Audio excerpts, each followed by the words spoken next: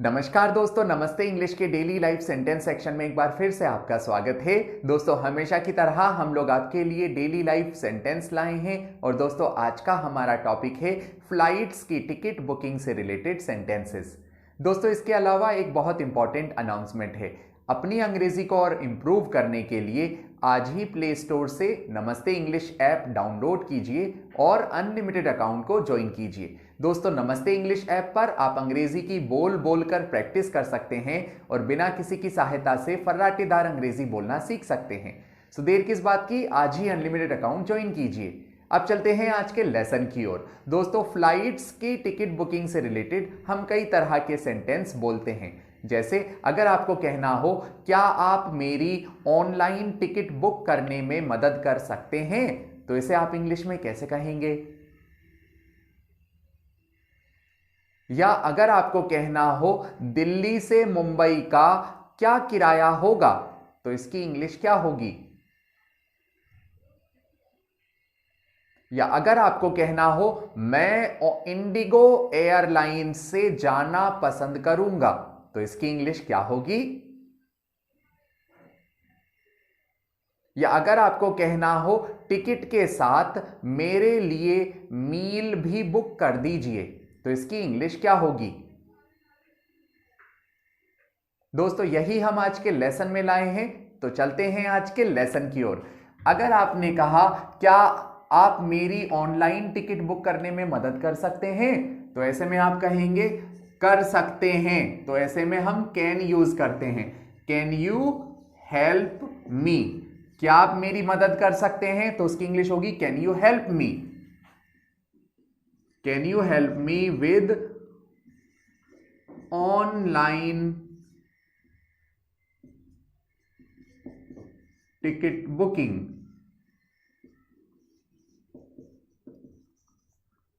क्या आप मेरी ऑनलाइन टिकट बुकिंग में मदद कर सकते हैं, तो उसकी इंग्लिश होगी can you help me with online ticket booking? दोस्तों, यहां कैन का मीन्स होता है सकते हैं, यू का मीन्स होता है आप।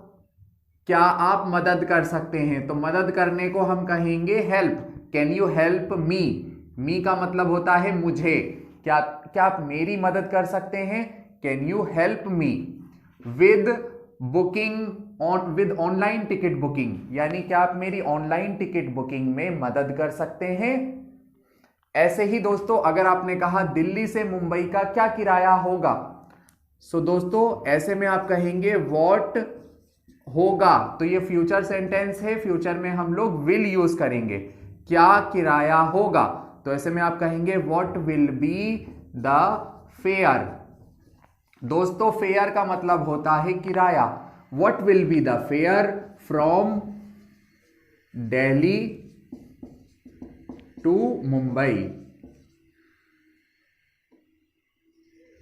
अगर आपने कहा दिल्ली से मुंबई का क्या किराया होगा, तो ऐसे में आप कहेंगे what will be the fare from Delhi to Mumbai.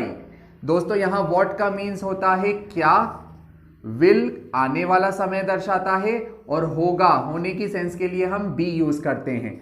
क्या होगा, तो उसकी इंग्लिश होती है व्हाट विल बी।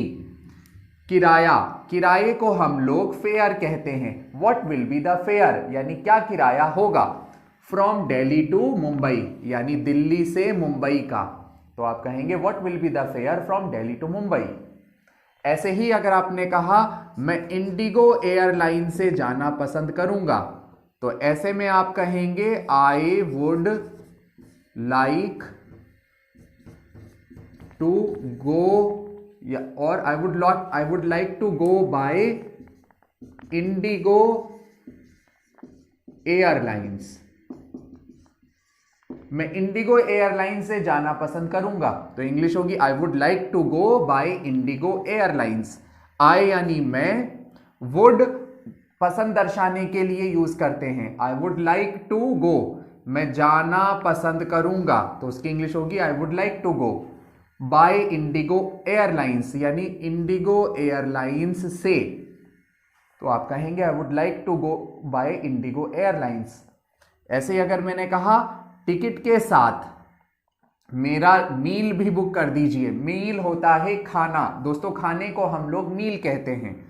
तो ऐसे में आप कहेंगे please book meal for me with ticket.